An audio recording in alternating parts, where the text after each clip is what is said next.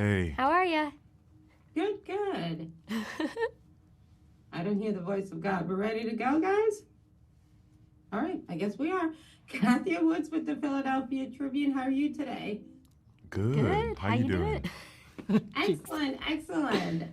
Everybody's looking great on this lovely day. We Let's start with appreciate you, you. Aaron. Come Okay. on, action star. Like, come on now. We love to see it.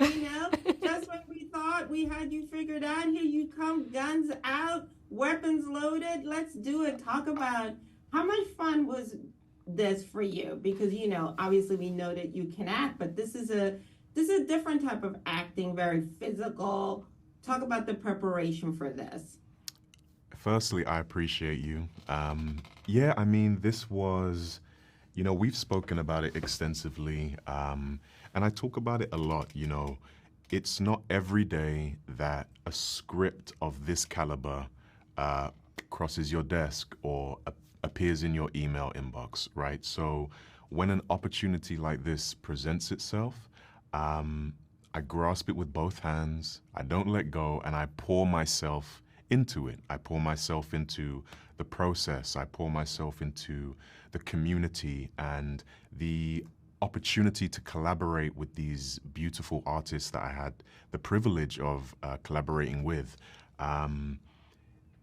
It wasn't easy to achieve many of the things that I believe we did in this film, but I'm really grateful for everyone who poured their expertise and their knowledge into me, for me to at least give it my best shot, in being this equally physically intelligent individual and emotionally intelligent individual in one combined person. So that's been something that's been really wonderful about this for me, especially as I remember at the very early point of my career, it was highlighted to me my height. It was highlighted to me my width, and that I would probably get typecast. So when opportunities like this come about, where you can present physicality with emotional intelligence and prove those comments wrong, I love those opportunities. So all good things, and deeply grateful. Anna Sophia, we would be neglectful if we didn't talk about your character. Our girl is trying to do right, and they just will not let her Mm-hmm. live. No. You know what I mean? And talk about that because we don't talk enough about how people use, she's trying to stay sober, she's trying to stay in the moment to get her daughter back, but we don't talk enough about how people use the system to try to hinder the progress of recovering addicts. Talk about what it was like to play someone like that and to show a different light to such a character. Yeah, thank you for this question because that's what one of the reasons I was really drawn to this script. Like Aaron said, you don't get scripts like this every day, It's lucky when they come across once in a lifetime. It's an action film, but at the heart, it's about complicity and it's about broken systems and what an individual can do to help fix that system. And I think for Summer, she is a person like so many Americans where she's on her back foot. She's just trying to stay afloat. She's just grasping at straws, trying to get back her life back on track. And I think given those circumstances of her life and I'm trying not to give away too much of the film, but what she puts on the line, she chooses to sort of forfeit or throw in the balance her future, her physical well-being, her job, her family, all of that, to bring light to the corruption that this web of corruption in the town. And I think specifically for addicts and people who struggle, that's a system too. Jeremy has a whole backstory of Summer that isn't necessarily in the script that we developed and worked on together. But I think talking about addiction and not bringing shame to it, I think there's this really beautiful scene between Summer and Terry where she comes clean. And I think having an ally, Summer is an ally, but Terry is also an ally.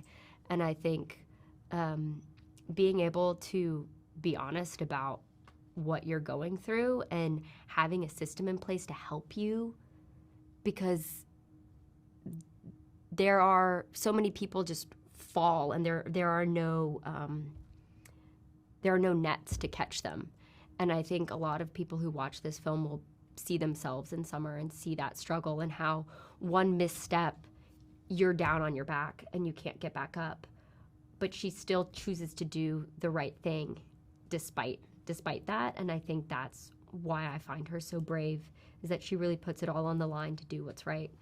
And that is the power. I think we're told that as an individual, or as a small person, or as a civil court clerk, or just a regular everyday person, you can't make a difference, either in your own life or in the system at large. And I don't believe that. And Summer doesn't believe that either. She gets up on her own 2 feet and she's like, I'm going to do what's right.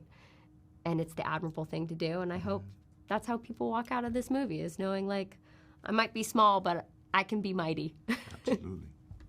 Absolutely. Thank you so much, guys, for your time, and best of luck with the project. Thank you. Thank you. Bye. Kathy Woods of Philadelphia Tribune. Hi, Doc. Well, hello. Doc, you look great. I was about to say the same thing about you. Appreciate that. Longtime fan. Pleasure speaking with you. What is a nice man like you doing playing such an awful guy?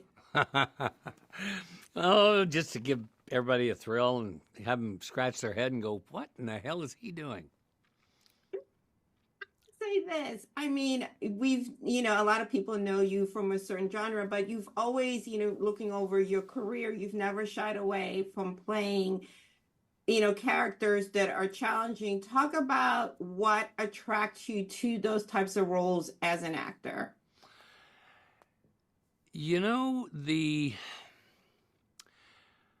I used to say this when I was like in my 20s. I said, isn't it great? We've all picked this great profession that we can do until, we're 90.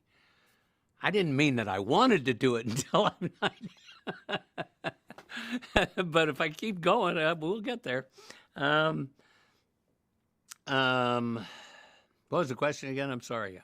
That what attracted you to this particular role? Because like you said, at this point in your career, you don't really have to prove anything, but what still gets you motivated as an actor, you're always looking for something challenging to do for yourself. And sometimes playing a bad guy, a lot of times playing the bad guy is the better role, because they have more, they have more. What am I looking for here? They have more to draw from. You know that they've been damaged as a child. You know that they've this, or this or that. With Chief Sandy Byrne in Rebel Ridge, I saw him as an opportunity to take the thought or the idea that it was going to be an old Southern cop trope of some sort, and how quickly it becomes something completely different. And that's why I made a concerted effort with Jeremy and Aaron and I, is that in our scenes, they're conversational. There is a lot of shit going on in those scenes, but they're conversational. And the funny thing is that real conflict, real confrontation goes down like that. And so I love that whole thing about you thinking it's one thing, and then as the story unravels, it becomes so much different. And that theme still is kind of playing in the background, but it's about something so much different. Because for Sandy Burns, he sees himself as Robin Hood, not as a villain. Because he's responsible for all of these parishes and all these other small towns around the town. And it doesn't matter who comes into town. It could be white, brown, black, green, and blue. he's going to get robbed. Yeah, he's pretty much, he has no moral compass when it comes to money. Agnostic, you know. I got several parishes to run here, man. Don't you get it? Absolutely. It was an absolute honor and pleasure speaking with you today. And best of luck with the project. Thank you so much. You are welcome. Give my love to Philly. Will do.